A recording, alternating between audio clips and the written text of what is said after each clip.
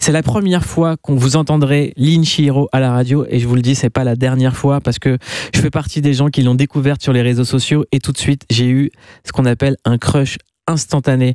Il y a des artistes comme ça, vous les voyez dès la première fois et vous savez que vous avez envie d'entendre tout ce qu'ils vont faire par la suite et Lynn Chihiro en fait partie. Comment te présenter, Lynn Chihiro? Alors moi, je suis Lynn Chihiro, je suis une artiste parisienne de 22 ans et passionnée de musique et de pop culture depuis toujours. Et là, j'ai fait mon premier mix pour cette occasion, du coup en quelques jours. Et je suis super excitée à l'idée de vous montrer ce que j'aime. T'as commencé à écrire de la musique à l'âge de 14 ans, tu faisais des reprises, mais de plusieurs styles musicaux. Ouais. C'était quoi? Déjà hip-hop, évidemment. Après, j'aimais aussi chanter de la pop. Et sinon, depuis encore plus jeune que ça, je faisais des reprises de J-pop, de musique japonaise, du coup. Ouais. Comment est-ce que t'es tombé dans cette culture-là? Passer du hip-hop à la pop japonaise? Très jeune, en fait, j'ai accroché avec la pop culture japonaise. Je suis tombée dans les animés, les mangas. Et évidemment, quand on est dans les animés, on finit toujours par accrocher sur les OST. Du coup, ça a fait que directement, je me suis tournée vers cette musique qui me parlait, cette musique qui venait de ce pays-là. Et du coup, en grandissant, j'ai fait mes recherches et j'ai baigné là-dedans. Je me suis fait un peu ma propre culture.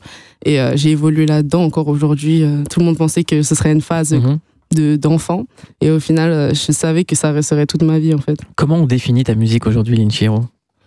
Franchement, c'est une question qu'on me pose à chaque fois, c'est trop difficile de répondre parce que c'est tellement varié en fait, il y a tellement d'influences différentes, il y a tellement de genres musicaux mélangés en fait, que c'est toujours difficile de mettre le mot dessus. Moi, j'aime bien dire aléatoire parce au fond, ça dépend vraiment de comment je me sens au moment où j'écris, comment je me sens au moment où j'enregistre la chanson.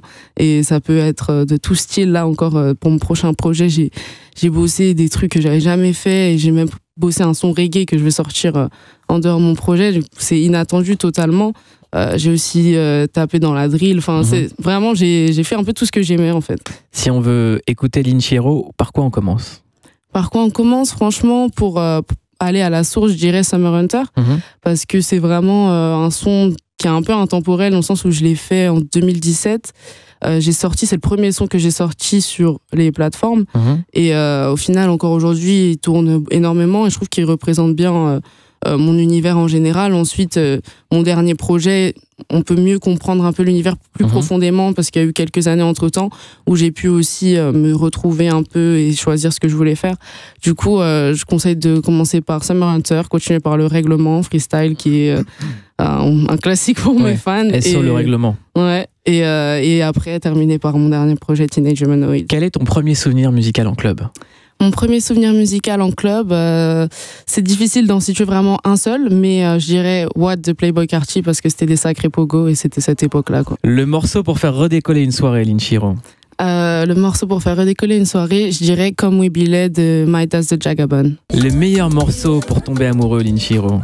Stop, Look, Listen de Marvin Gaye et Diana Ross. Un morceau intemporel, Lynn Chihiro? Not Just Knee Deep de Funkadelic. Oh là là, tu nous mets bien. Le meilleur slow selon toi? Your Eyes de Vladimir Cosma parce que la boum. Merci beaucoup, Lynn. Merci à vous. Merci. J'espère que ça vous a plu. Où est-ce qu'on peut te trouver sur les réseaux sociaux? Sur les réseaux sociaux, c'est Lynn Chihiro, Lynn L-E-A-N, Chihiro comme le voyage de Chihiro. Si vous ne savez pas l'écrire, ça ne sert à rien de chercher. Et voilà, en tout cas, je suis partout, donc n'hésitez pas à faire vos recherches. Et on peut également écouter ta musique sur les plateformes. Évidemment, je vous recommande d'écouter ma musique et de rester connecté pour mon prochain projet qui va être vraiment fort. Nous avons avec nous un membre d'un collectif qu'on aime beaucoup dans Verven Underground. Ce groupe s'appelle KCPK et Fabrice Brovelli est avec nous. Comment ça va? Écoute, ça va plutôt pas mal. C'est quoi KCPK? Déjà, c'est les initiales de quoi? En fait, quand j'étais gamin, tu sais, il y avait des concerts qui s'appelaient KCP. En fait, c'était là où le premier concert, c'était un billet des Clash. C'était en 77, parce que je suis un peu vieux. Et en fait, pendant 10 ans, on a organisé les soirées paniques à l'Élysée-Montmartre. Et la première année, on avait eu beaucoup de dettes avec mon associé. Et il nous obligeait d'ouvrir de 23h à partir de 23h. En fait, à Paris, de 23h à 1h, il n'y avait personne et on programmait des DJ. Donc j'ai dit, écoute, pour s'en sortir, la seule façon, c'est qu'on fasse DJ parce que il nous obligeait à ouvrir. On perd de l'argent sur cette tranche horaire où il n'y a personne qui vient. Et à l'époque, il fallait faire des affiches, il fallait trouver un nom. Et en souvenir, j'ai rajouté un K à KCP, qui était mon premier concert. Voilà. Aujourd'hui, la musique est accessible partout, tout le temps, en un clic. À l'époque, comment est-ce qu'on avait contact et comment est-ce qu'on rentrait dans la musique ? Écoute, alors quand tu dis à l'époque, quand j'étais ado ou... Ouais. Non, mais en fait, là, on est en 1977. Ouais, écoute, il y avait un disquaire à Reims, tu vois, et quand t'arrivais, il y avait un disque des Clash, qui avait déjà un mec qui l'avait acheté avant toi. Il fallait essayer de trouver qui était le mec qui avait acheté ce disque pour pouvoir faire des copies de cassettes. Donc en fait, tu te créais un réseau, et puis aussi, les fanzines circulaient par photocopieuse. Donc tu vois, il y avait un magazine qui s'appelait New Wave, qui existait à Paris, qui a un truc qui était photocopié après à Reims, qui était allé à Rethel et qui allait à Sedan en 3e ou 4e génération de photocopie, je me souviens de ça. Ça fonctionnait comme ça, et puis et il y avait la vente un peu par correspondance, tu vois, t'achetais les magazines de l'époque comme Best ou Rock and Folk. Est-ce que c'était mieux avant ou pas ? C'était différent, tu vois. Moi, j'ai un peu cette nostalgie parce que c'était un vrai combat de pouvoir accéder, tu vois. Rien n'était accessible, tu vois. Donc, il fallait se battre pour accéder aux choses. Là, en fait, t'es surchargé de choses, t'es submergé. Moi, j'ai l'impression que les jeunes, en tout cas, ce que je trouve intéressant dans la musique aujourd'hui, font le même travail de combat parce que les algorithmes nous en font tellement dans les recommandations qu'il faut se battre aussi aujourd'hui pour trouver de la nouveauté. Ouais, non, mais t'as entièrement raison. En fait, comme t'es inondé de trop de choses, du coup le combat est différent, c'est comment tu fais le bon tri. Et est-ce que ton algorithme c'est un logiciel ou est-ce que ton algorithme c'est ton ami, tu vois. En tout cas, l'algorithme ce soir c'est KCPK et ensuite Vitalik parce que c'est le jeudi DJ. Quel a été ton premier choc musical ? Bah en fait, je reprends toujours cette histoire de concert parce que je sais pas pourquoi les Clash venaient jouer à Reims avant d'aller jouer au Bataclan à Paris. Et j'avais le frère d'un copain qui me dit viens, il y a un truc qui se passe, faut que tu viennes. Et en fait, c'était tellement violent, c'était tellement dingue que je me suis dit il se passe un truc, mais j'avais 13 ans, tu vois, donc j'étais petit, tu vois. Je comprends pas qu'on m'a laissé sortir. Et les mecs jouaient à 130 dB, les canettes étaient en verre, ça se battait dans tous les sens, et j'étais là comme terrorisé. Et je me dis, il se passe un truc qui changeait, tu vois, on était sous Giscard, il se passe un truc qui est différent, et ça m'a obligé à voir autrement. Ça a conditionné ma vie, je pense. Ce concert a été un moment qui a conditionné ma vie. Qu'est-ce que l'homme que tu es aujourd'hui doit à la musique ? En fait, je trouve que la musique c'est tellement impalpable, c'est-à-dire que c'est tellement compliqué en vrai, c'est-à-dire que ça t'aide à te mouvoir dans le monde, c'est-à-dire qu'il n'y a rien d'écrit. Tu vois, il n'y a pas de... Même si on veut nous faire croire qu'il y a des recettes, il n'y a pas de recettes. Et en fait, je venais de cette culture qui disait que tout était possible. C'est-à-dire que moi, je venais d'une famille où ma mère nous élevait seuls. J'ai commencé à travailler à l'usine très tôt. Donc du coup, je me suis dit, si je ne m'invente pas ma vie, d'un coup, il y avait des modèles qui arrivaient. Bah, peut-être je me suiciderais ou je ferais... Tu vois, voilà. Et je pense que la musique a été pour tous les laissés pour compte, peut-être comme pour toi, ou on se connaît pas, Pascal, mais nous a donné une autre fenêtre et une autre raison d'exister, quoi. C'est fort comme phrase, s'inventer sa vie. Bah, je pense que j'avais pas le choix. Ouais. Voilà. Après, je voulais pas obligatoirement faire le métier que je fais aujourd'hui, tu vois, mais voilà, mais bon, c'est pas si mal. Hein, voilà. On t'a demandé ton premier souvenir en club et tu m'as dit que c'était au Twilo à New York avec Thomas Bangalter des Daft Punk. En fait, c'est mon premier souvenir un peu incroyable. C'est-à-dire que je suis avec les mecs de 99 qui disent en fait tu veux pas venir avec nous demain à New York, il y a Thomas Bangalter qui mixe avec Yvan Smag, il y aura le rythme digital, et comme ça sur un coup de tête on part. Tu vois, on demandait pas de faire des estas, des trucs, enfin tu sais, tous les trucs administratifs pour américains, aller à New York, ouais. Pour aller à New York. Et on part, on va dans un hôtel pourri, il y a ce son incroyable, hors norme, tu vois, même plus puissant qu'il pouvait y avoir au Queen. Et il y avait ce truc magique où on s'en rendait pas compte de ce qui se passait. Il y avait le mec des rythmes digital qui était en live. Et il y avait Yvan Smag qui était déjà quand même Yvan. Et puis il y avait Thomas qui mixait. Tu vois. Mais c'était surtout le son et l'ambiance. Et tu te rends compte a posteriori, tu te dis, mais en fait, c'était dingue. C'était dingue. Parce que on m'a renvoyé des photos il y a pas longtemps. Je me dis, bah oui, c'était quand même... Ah ouais. Et tu pars juste 3 jours, on est à deux ou trois dans une chambre, il y avait... comment c'était, il y avait des traves célèbres qui étaient là aussi, parce que quand les douches et puis les toilettes étaient sur le palier, enfin tu vois, c'était rock'n'roll. Est-ce que c'était ta jeunesse ou cette époque qui était géniale? C'était cette époque parce que j'étais déjà un peu plus âgé, tu vois. Le morceau pour faire redécoller une soirée?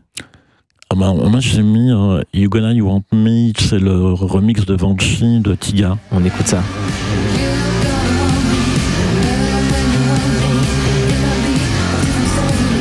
Fabrice du groupe KCPK, le meilleur morceau pour tomber amoureux? J'avais dit Les mots bleus. De Christophe? Ouais. Un morceau intemporel, Fabrice. J'ai dit The Man with the Red Face de Laurent Garnier, parce que je trouve qu'en fait, en vrai, j'aime pas le jazz. Ouais, ça arrive. Mais ce morceau, il a un côté jazzy et il y a un côté house qui fait que d'un coup, ça monte tout le temps, tu vois. Et je me dis, c'est un morceau que j'adore, en fait. Et je le trouve assez intemporel parce que même encore aujourd'hui, tu vois, voilà. Spécial dédicace à Laurent Garnier. Un film fait par Laurent Garnier qui raconte son histoire sort bientôt au cinéma. Je vous conseille d'aller voir. Si vous devez aller voir un seul film cette année, parce que je sais que c'est galère le cinéma, pas sanitaire et tout, allez voir le film de Laurent Garnier. Les Marvel, vous irez les voir plus tard, vous aurez tout le temps. Ouais, tu as raison. Le meilleur slow? Écoute, si tu voulais emballer quand j'étais plus jeune, parce que c'était aussi quand c'est sorti, il y avait Hotel California. Où est-ce qu'on peut écouter KCPK? Non, on mixe le 19 novembre au Sauvage, toute la nuit. Donc c'est où le Sauvage? Parce que c'est 57 rue Jean-Jacques Rousseau. C'est à Paris, c'est ça? C'est à Paris, ouais. C'est à Paris, ouais. C'est un premier arrondissement, c'est ça? Je connais, crois, c'est métro Châtelet. Ouais, mais je crois que c'est dans les Halles. Ouais. De la musique, il y a des clips aussi sur Internet à voir. Oui, il y en a un qui devait sortir juste avant le Covid et puis on l'a retenu. Du coup, et en fait, notre maison disque a sorti le EP juste au moment du Covid, genre, je sais plus, le 23 mars, un truc comme ça. Comment il s'appelle le EP? Il s'appelait Atom. Ouais. Et le clip a pris du retard. Il est juste fini, donc je sais pas si on doit le sortir. Le truc, j'avoue qu'on a un peu perdu. Bon, écoutez, lorsque ça sortira et que le clip reviendra, vous serez les bienvenus sur Europe 1. Ok. Comme à chaque fois. Merci beaucoup. Merci beaucoup, Fabrice. Vitalik, comment ça va? Salut, ça va très bien. Ouais. Alors, comment présenter Vitalik? Là, l'album s'appelle Dissidence épisode 1 et il vient de sortir. Et je trouve que c'est un mot qui correspond très très bien à la musique de Vitalik. Il y a toujours quelque chose de très, très, très, à la fois très agressif et de très à part. C'est ça. Et aussi, c'est les 20 ans du projet Vitalik. Et j'ai réfléchi un peu à tout ça, et pour la musique, et pour évidemment le nom et tout ce que ça peut évoquer. Et j'ai trouvé que c'était en un seul mot, on pouvait résumer un peu le côté punk, même si c'était pas forcément le côté punk, je veux dire par là, dissident en fait, qui fait son truc, qui mène sa barque sans trop se préoccuper du reste. C'est qui les dissidents qui t'inspirent? Tous les dissidents qui m'inspirent, c'est ceux qui sortent du lot, pas forcément avec du succès, mais les trucs qui quand on regarde un film par exemple comme À bout de souffle, il y a la dissidence dedans, ça c'est un exemple. Tout ce qui est punk, qui raconte quelque chose d'autre. Quel a été ton premier choc musical? Mon premier choc musical, si je remonte à l'enfance, c'est Jean-Michel Jarre. Qui avait de la musique électronique, et j'avais envie de faire ça en étant plus grand. Plus tard, ça va être Laurent Garnier, en club, puis encore plus tard, Daft Punk. Est-ce que tu as eu la chance de rencontrer un des trois? Tous. Waouh. Alors, raconte. C'est toujours rencontrer Jarre, c'était vraiment mon idole de gamin. Le rencontrer ensuite plusieurs fois et tout, c'était vraiment vraiment fort. Et puis Garnier aussi, en fait, il venait souvent à Dijon et je lui envoyais des cassettes. Incroyable. Des cassettes régulièrement. Et il les écoutait? Il les écoutait, ça prenait un petit peu de temps, mais j'avais toujours un retour 1 ou 2 mois après. Oui. D'accord. Et les Daft?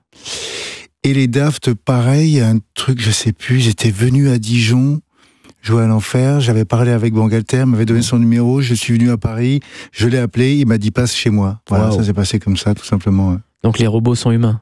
Les robots sont vraiment humains. Ouais, c'est fou. Comment il est né ce projet, Vitalik? Il est né... j'ai un projet qui s'appelait Dima, juste avant, et qui était identifié très techno. Et la techno m'intéressait moins, et j'avais envie de faire un projet plus ouvert, Donc pas techno, mais en fait c'en était, mais j'ai l'impression que c'en était pas. D'accord. Mais je voulais sortir sur un label, je voulais tout recommencer à zéro, alors que c'était très récent, comme carrière très très jeune, mais tout recommencer à zéro. Je voulais être sur Gigolo, un label allemand. Il y avait plein de Français là-bas, Miss Kitty, Nacker, Terence Fixmer. Ça, c'était bien déglingue, et je voulais absolument entrer dans cette écurie-là. Donc j'ai changé de nom et j'ai envoyé un CD ce coup-ci à DJ Head. Et tout ça from Dijon. Tout ça from Dijon. Je suis arrivé à Paris bien plus tard. Ouais. J'aimerais saluer la mémoire d'un producteur et d'un DJ de Dijon qui nous a quittés, qui est DJ Duke, il y a un an. Je pose la question très très naïvement parce que tu fais partie de la génération qui a connu la nuit dans le monde entier, et c'est vraiment un privilège que très peu de gens peuvent partager. Tu fais partie d'un club très restreint de DJ finalement. Elle ressemble à quoi la nuit aujourd'hui ? La nuit aujourd'hui, là maintenant, tout de suite, c'est compliqué parce que j'ai eu énormément d'annulations. Ça a été très compliqué à gérer, donc j'ai préféré faire une grande pause de pratiquement 2 ans en fait, et je recommence vraiment en janvier. Mais jusqu'ici j'ai joué en Turquie et c'était bien la folie.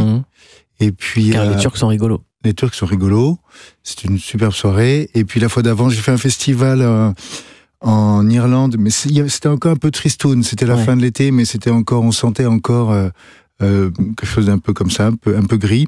Et puis sinon j'ai pas vraiment d'avis puisque je recommence seulement maintenant. Alors je sais que les meilleures soirées sont celles dont on ne se souvient pas, mais est-ce qu'il y en a une dont tu te souviendras jusqu'à la fin de tes jours ? Il y en a vraiment beaucoup. Si je dois pas m'en souvenir, c'est-à-dire que c'est un puits sans fond. Non, je sais pas, mais il y a beaucoup de. Je pense que les premières fois, ça compte beaucoup en ce qui me concerne. Donc les premières fois que j'ai pu, par exemple, aller à New York, aller en Espagne aussi, à Barcelone, quand c'était vraiment le boom de l'électroclash. Barcelone, c'était vraiment très fort.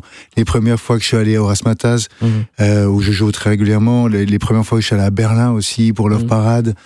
C'est toutes ces premières fois où on prend l'avion, on sait pas trop ce qui va se passer, encore un peu gamin et tout. C'est Love Parade, c'était vraiment foufou. Ouais. On parlait de Laurent Garnier, et dans son film qui va sortir au cinéma, il dit quelque chose que les nouvelles générations doivent vraiment mesurer, parce qu'il dit, à l'époque, jouer de la techno, c'était un combat. C'était une musique qu'il fallait imposer, c'était quelque chose qui ne rentrait pas dans le star system, ou c'était l'anonymat, ou c'était des gens qui organisaient des fêtes alors qu'ils n'avaient pas le droit de faire la fête. C'était une jeunesse qui voulait se rassembler loin des sentiers battus. Est-ce que toi, c'est ça qui t'a fait entrer dans la techno, et est-ce que pour toi, c'était un combat ? Alors je sais pas si c'est ça qui m'a fait entrer dans la techno. Je pense que j'avais envie d'écrire de la musique surtout, et j'avais envie qu'elle soit électronique. J'avais une passion et un fantasme des synthétiseurs, de tous ces boutons, de tout ce côté un peu très technicien finalement, et en même temps très musicien, parce qu'il faut écrire la musique. Ça a été un combat. Je trouve que c'est redevenu un combat. D'ailleurs, c'est aussi un des sujets du disque Dissidence, c'est-à-dire que pour la première fois depuis les années 90, on a retrouvé cet esprit d'interdit et de la rêve, d'organiser des soirées malgré les interdictions et tout ça. Alors je dis pas si c'est bien, si c'est mal. Je dis juste qu'on s'est retrouvé un peu. Je dis juste que c'est illégal. C'est tout ce que je dis. Juste que c'est illégal, et je suis là pour dépeindre pour décrire mon époque. Mais on a retrouvé ça. Oui, maintenant c'est avec le Covid, ça a été ça. Sinon la techno maintenant, c'est aussi les immenses festivals. Belges, néerlandais, espagnols, avec des grands sponsors de bière et tout ça. Donc c'est plus tout à fait le même esprit, avec des cachets faramineux, des DJ qui viennent en jet privé. Donc on n'est plus en 93, non. Ton premier souvenir musical en club ? C'est à Dijon. Il y avait un club mythique qui s'appelle l'Enfer. Et on avait Laurent Garnier en résident une fois par mois pour les soirées Wake Up. Il les faisait à Paris, au Rex, et à Dijon, à l'Enfer, et donc pour une Wake Up en 92. Incroyable. Merci beaucoup, Vitalik. Merci. Qu'est-ce qu'on peut te souhaiter ? De continuer à m'amuser. Passez une excellente soirée sur Europe 1.